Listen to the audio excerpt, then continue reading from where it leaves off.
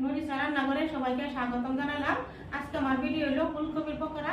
আর ফুলকপির পকোড়াটা কিভাবে বানালাম আপনারা আমার ফুল ভিডিওটা দেখতে থাকুন। এই যে দেখুন পকোড়াটি কত সুন্দর মশলা হয়েছে, কত সুন্দর। আর ছোটো ছোটো করে বানাইছি কিন্তু এই যে দেখুন, আর খুব সুন্দর মশমসিয়া, আর বহুত টাইম রেখে 2-2.5 ঘন্টা এর মশমসিয়াই থাকবো। ফুলকপির পকোড়া বানাবার লাগে আমি একটা ফুলকপি সুন্দরভাবে কাটিয়ে ভাপ দিয়েছি। আর এইভাবে পকোড়া বানালে খাওয়া খুব ভালো হয়। আর পকোড়াটা কীভাবে বানায় আপনারা দেখুন।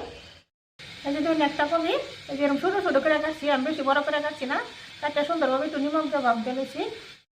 একটা বড় বাড়ি লইলাম, বাড়ির মধ্যে এই যে 1 কাপ মতো চাউলের গুঁড়া দিলাম। ময়দা দিয়েছি আধা কাপের মতন ময়দা, বা আদাও দিবার পাই। এনে দিতেছি আধা চামচের মতন নিমক, দিতেছি আধা চামচের মতন জিরা গুঁড়ি, আধা চামচ হালদি গুঁড়ি, আধা চামচ মরিচের গুঁড়ি। সব উপকরণ ভালো করে এই যে আমি চাই নিতেছি। অনেকটা পানি দিতেছি, পানি একবারে বেটা দিতাম না, একটু পানি দেওয়া ভালো করে আগে একটু চেষ্টা সুন্দরভাবে একটা বেটা বানায়।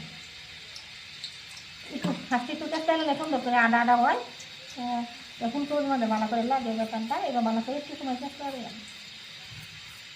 এই যে বেটানটা ফার্স্টে এই যে চেষ্টা নিতেছি, এই জন্য একটা খুব সুন্দর আদা আদা হয়েছে। ওখানে একটু আরেকটু পানি দিতেছি, তাহলে কিন্তু একেবারে পাতলা করতাম না বেটানটা। এই যে বেটারটা এরকম টাইপের বানিয়ে নিয়েছি, কিন্তু এত পাতলা করতাম না। এই যে অনেক ফুলকপি নদী দিতেছি, একটু ফুলকপি দিলাম, দেয়া একবার সুন্দরভাবে একবার মিশালাম। এই যে এবার সুন্দরভাবে দেখতে উপরে দিয়ে তলে নেম, তলে দিয়ে উপরে নেওয়া। যেহেতু বাড়িটা আমার ছোটো হয়েছে, ফুলকপি বেশি হয়ে গেছে, লেগে যাবে সাবধানে মিশা লইতেছি যাতে না করে। এই যে ভালো করে এই যে ফুলকপি দিই এবার মিশা লইলাম। এই যে দেখুন কেনের মধ্যে আগে তেল দিয়েছিলাম, তেল দিয়ে একটা চেক করে দেখলাম তেল সুন্দরভাবে গরম হয়েছে। তেলের মধ্যে দিয়ে দিতেছিল ফুলকপি,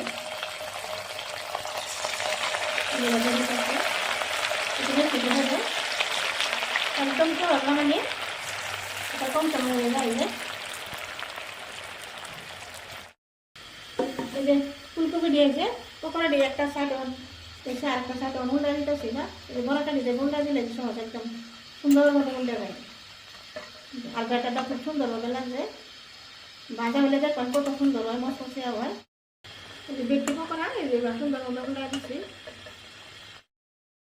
এই যে দেখুন আমার ফুলকপির পকোড়া দিয়ে কত সুন্দরভাবে ভাজা হয়েছে। আর ফুলকপির যে তেলটা হয়েছে ছেড়ে ছেড়ে ছেড়ে দেওয়া যাবে, একদম ঝরঝর হয়েছে, দেখতে বুঝতে হয়েছে কত সুন্দর ঝরঝর হয়ে তেলটা ভাজা হয়ে গেছে। পকোড়া দিয়ে উড়ে নিলাম, পকোড়া দিয়ে উড়ে নিতেছে। এভাবে কেটে দিতে হয়েছে, তেলটা রাখতে দিতেছিল। এইভাবে যখন ফুলকপি পকোড়া দিয়ে এই যে প্লেটটা নামা নিলাম। এই যে কত সুন্দর হয়েছে। ঠিক এইভাবে ব্যক্তি ফুলকপি পকোড়া ভাজলে আরও বেশি বাড়িতেছে, ব্যক্তি ভাজতে করে আবার নেওয়া। এবার এইভাবে দেখলো ধরুন আদা আদা কিন্তু ভাজা হয়ে যায়, খুব সুন্দর তেলাতে সাইডে দরদর হয়ে যায় পকোড়া দিয়ে। ব্যক্তি ফুলকপির পকোড়া ভাজা হয়ে গেছে। এই যে দেখুন কালারটা কত সুন্দর হয়েছে। এই যে ফুলকপির পকোড়া দিয়ে কীভাবে বানালাম আপনারা আমার ফুল ভিডিওটা দেখবেন। আর আমার ভিডিওটা একটা লাইক করবেন, আর বেশি বেশি শেয়ারও করবেন, আর আমার চ্যানেলটা সাবস্ক্রাইব করে দিবেন। আজকের লাগে আমার ভিডিও এখানেই। আশা আছে কাল আমার একটা নতুন ভিডিও নিয়ে ধন্যবাদ।